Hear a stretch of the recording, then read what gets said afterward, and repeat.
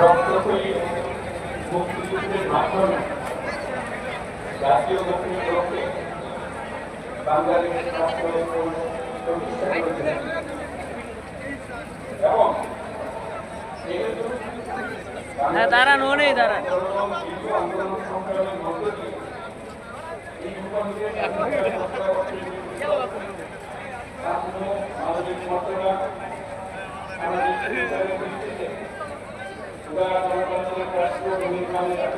বাস্তবায়নের জন্য সর্বোচ্চ প্রয়াস স্বীকার করেছে এবং এদিকে আনেন এদিকে স্বাধীন বাংলাদেশে সোজা আনেন ভাই ভাই মিছিলটা কই আছে আমি আমার লাইভে স্বাধীনতা পরবর্তী আওয়ামী লীগ সরকার মুক্তিযুদ্ধের জনসংখ্যা পূরণে ব্যর্থ হয়েছিল এবং গণতন্ত্র ও রাষ্ট্রীয় প্রতিষ্ঠানগুলো কার্যকারিতা শূন্য করেছিল এবং যেহেতু স্বাধীনতা পরবর্তী আওয়ামী লীগ সরকার স্বাধীনতার মূলমন্ত্র গণতান্ত্রিক শাসন ব্যবস্থার বিপরীতে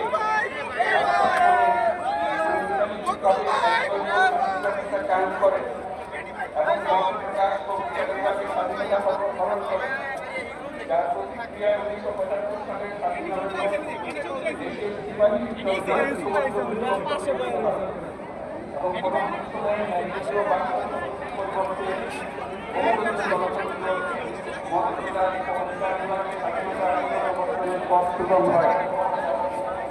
এবং যেহেতু 80 দশকে সামরিক স্বৈর শাসনের বিরুদ্ধে দীর্ঘ 9 বছর ছাত্র জনতার অবিরাম সংগ্রামের মধ্য দিয়ে 1990 সালে গণ-অভ্যুত্থান সংগঠিত হয় এবং 91 সালে পুনরায় সংসদীয় গণতান্ত্রিক শাসন ব্যবস্থার প্রবর্তন করা হয় এবং যেহেতু দেশি বিদেশি চক্রান্তে সরকার পরিবর্তনের গণতান্ত্রিক প্রক্রিয়া ব্যাহত হওয়ায়